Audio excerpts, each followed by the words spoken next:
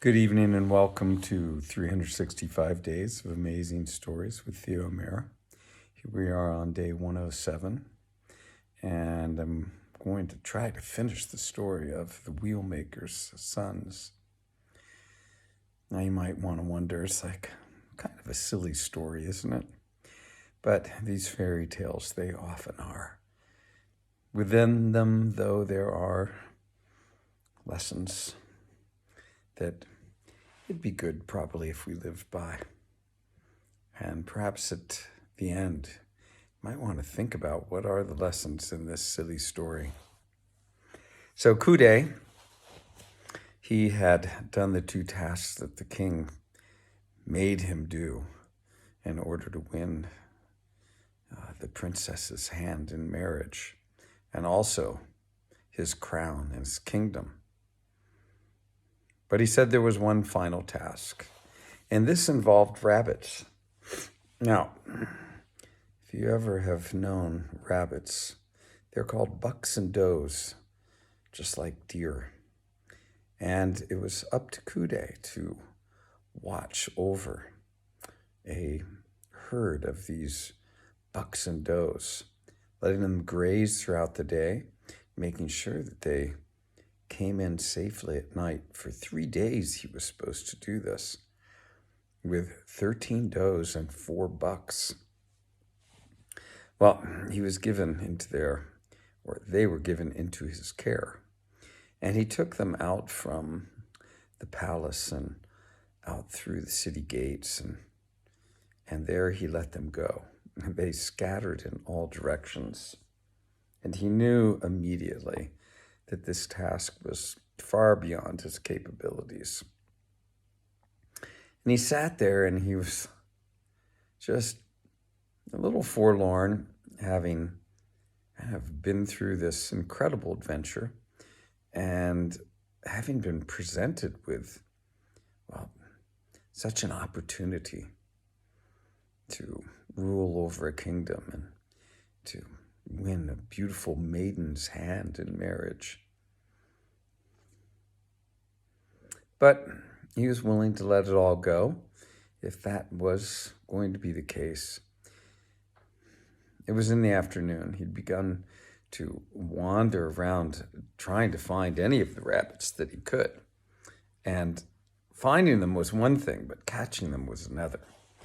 Every time he approached them, they darted away, and their desire to eat a little bit more grass.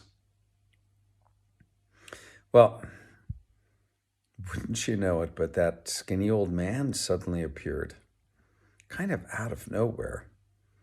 And he said, I see you're having a little bit of trouble, but I can help you once again.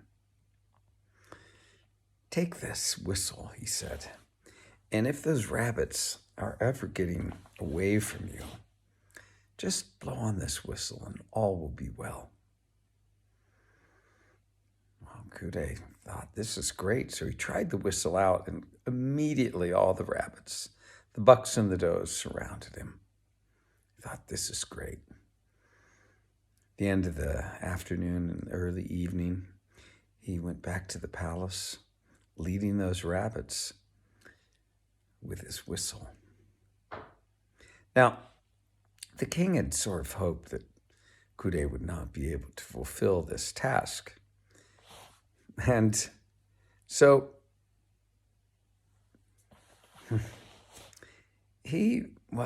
on the second day, he went out disguised. Now you might, know that Kude was supposed to, of course, return with every one of those rabbits. He couldn't be missing one. And the king went out and began to barter with Kude to buy one of the rabbits. And Kude said, no, they're not for sale. But the king, disguised as a wealthy merchant, went on, and finally offered such a great sum of money that Kude said, fine. And the king had brought a strong box with him, made out of wood and steel. And the king plunked that rabbit into the box, locked it, and went away with it on a cart. Kude wasn't too worried because he figured if he blew that whistle, that rabbit was going to come back. And just as the king, for he knew it was the king, was at the palace gates, Kude blew that whistle, and that rabbit just battered its way right through the wood and went running back to Kude. Kude, of course, returned with all of the rabbits later that evening. The king was vexed. Next day, he had his wife go out to do the same thing. Now, I will have to tell you that the princess, having watched all these shenanigans, she'd actually pleaded with her father to let her marry Kude because she had seen him as a wise, he was handsome, and, well, sort of joyous and fun person. Remember, she hadn't been very happy through her life, and probably with good reason, having been brought up with all that, well, pomp and ceremony and just about everything that happened with her. She liked the idea of marrying somebody who was just normal and sort of simple. But her father would have nothing to do with that. So he sent his wife out this day with a stronger box. It was reinforced with steel, and there was a double box. And the minute Kude saw her, he knew who she was. And after much pleading, he made her bargain hard. And not only that, but he said, if you really want this rabbit, you're going to have to sing and dance as well. Well, the queen did, much to her own embarrassment. And finally, Kude plunked a rabbit right into the box. Away she toddled with her cart.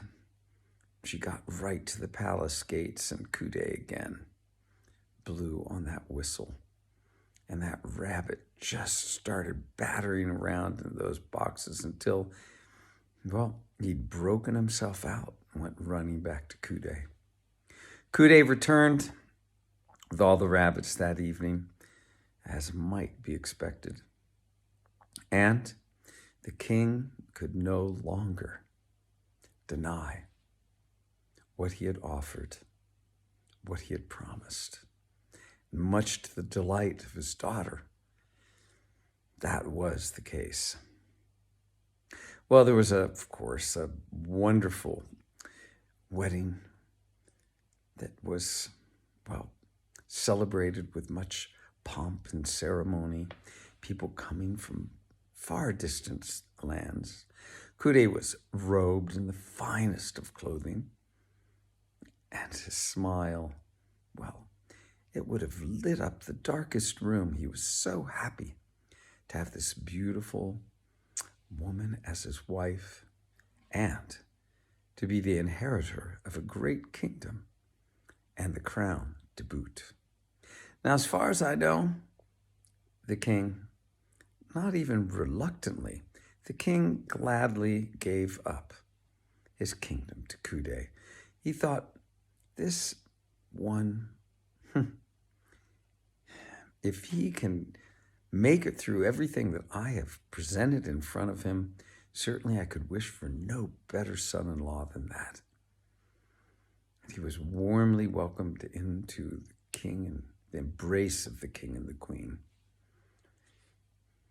And as far as I know, Kude and his beautiful wife, now the queen, are living happily to this very day in a kingdom not so very far from us.